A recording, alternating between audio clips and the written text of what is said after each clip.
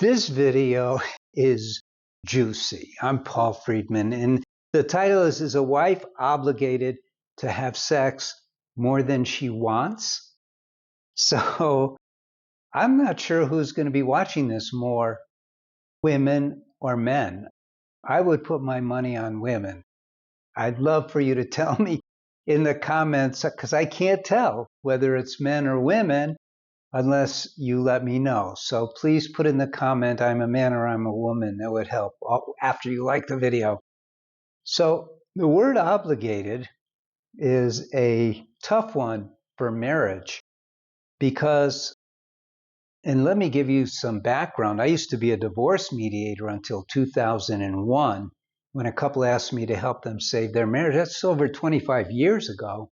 And so I'm not a psychologist, so I came from a place of learning about marriage, because at that time I actually believed in divorce from the bottom up. And I didn't want to use Western psychology. I don't think Western psychology or current trends have any reality in a marriage. Marriage is all about learning to love unconditionally. It's so fulfilling when you, and if I sound like I'm practicing what I preach, you bet your booties I am. Been doing this for a long time, and I discovered things that I had no idea. So the idea of sex in marriage, by the way, I put it into a different kind of placeholder than how it is seen. Psychologists see it as an indicator of what's going on, and in some cases, maybe it is. I mean, if a wife has no interest in sex whatsoever, it means that the husband, if that's you, pay attention, that the husband is not keeping his vows and holding her in a place of queenliness in his heart and mind. Because when a woman is held in the highest esteem, and I don't mean just faking it. I don't mean like talking to her as if, and using fancy words. That's not what it's about. A man should be learning how to cultivate love within his heart, pushing out thoughts that are not related to his devotion to his wife. That's how he should be treating her. And a wife will generally respond to that. I mean, it could be that she can't because of all the other things going on in her life. That does happen. Or maybe she's going through menopause or perimenopause, or maybe she's sick, or, she's on her period, something like that. But usually a woman who is loved, I mean, really loved, not just a guy who goes, oh man, I love my wife, and is drinking beer with his friends at the bar. That's not what I'm talking about here. There's a beautiful part of marriage that people don't know about, and that is that there's a mechanical component. In other words, your marriage can be driven by scientific principles. Love is not above scientific principles when we understand it. Let me give you a great example. People say, oh, I love my wife, man. And when you say that, and I know you mean it, but I can also tell that your heart is not opened up. Now, don't take this the wrong way. This is not a criticism. I didn't know myself that we are not designed to love from our heart. Men are all about loyalty. Men are all about protecting. And so a man will live his love in those ways. Are you hearing me, wives? And you as a wife need to translate that into, oh my God, he does love me, and carry that so that you want to have sex with your husband, not to please him, but to connect with him. And men, she will connect with you when you learn how to translate her needs into what you're capable of doing, which is cultivating devotion for your wife. Now, look, I cover this stuff I've written 2 books. They're both amazing, and they've saved thousands of marriages. And then we have an online course, one for men and one for women. Unbelievable. You should read the reviews we have. And you need to learn about marriage in a different way than what you're picking up here and there. And how do I do this?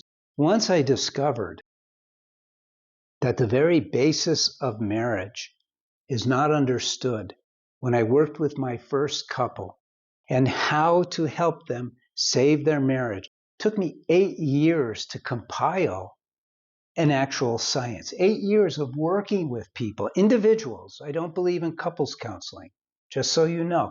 We don't do couples counseling here.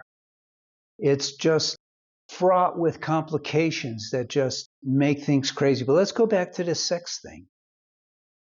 Sex is an incredible frosting on the cake. Your marriage should have sex. You shouldn't be, if you're a man, you shouldn't be struggling with not enough marriage, not enough sex. And if you're a wife, you should be understanding that at times your husband, and I'll just say the word, is just horny. And you want to take care of him out of love.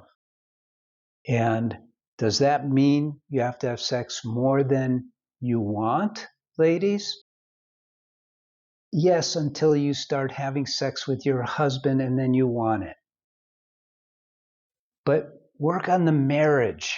Don't work on the sex. I guess that's my final bit of advice. I'm Paul Friedman. I founded the Marriage Foundation. Like the video, but subscribe to the channel.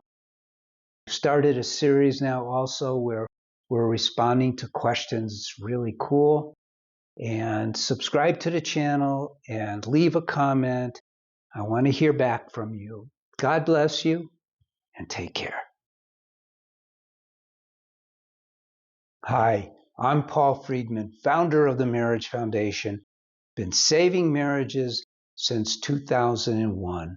Now, what can we say about not giving up and not settling? These are 2 big deals that for your marriage, these are vital concepts. And they boil down to 2 things that we offer you. One are the books that we have.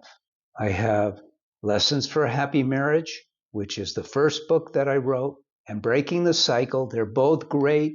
Flip a coin as to which one you want. That's for not settling. Those books lay out for you exactly what marriage is all about. The guidelines, the intricacies, delves into communication, all the things about marriage that you need to know. And if your marriage is doing fine, but you just have this little problem here, this little problem there, but it's basically doing fine, don't settle. I promise you this, when you read one of these books, you're going to learn more about marriage than you even knew you didn't know, and it's going to change everything for the better. You will be so grateful that you took my advice and got one of those books. Now, the Don't Give Up. When I began, I was structuring, compiling all the marriage help that people need in order to save their marriage. I was a divorce mediator until 2001, and so I was fortunate that I was accessing a support group for those who were going to get a divorce called Second Saturday in San Diego, California. And so I was able to pull out of those sessions individuals, after I told them that I could help them save their marriage, who were beyond on the verge of getting a divorce. I'm going to say 95 to 98% of the people for whom I got a divorce shouldn't have, didn't need to, had they known what I now know. I took all of that knowledge and I put it into comprehensive courses, one for men and one for women. These courses, your course based on your gender, will bring you from the depth of the swamp that you find yourself in, out of that, into the light, and help you achieve a marriage you never even dreamed possible. That's a promise. Now, what if you're not even married? What if you're going to get married and you're just looking around for marriage advice? In that case, and I actually created this for some friends, we have a premarital course, which is amazing. You'll never have a problem in your marriage. Well, like nobody ever has a problem, but you won't have any killer problems. You'll know how to be married to get the most out of your marriage. What if you're only dating?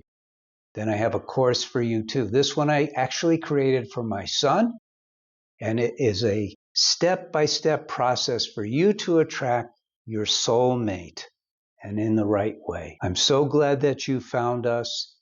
Please take advantage of that which we have to offer. We are here to serve you. I'm Paul Friedman. God bless you, and take care.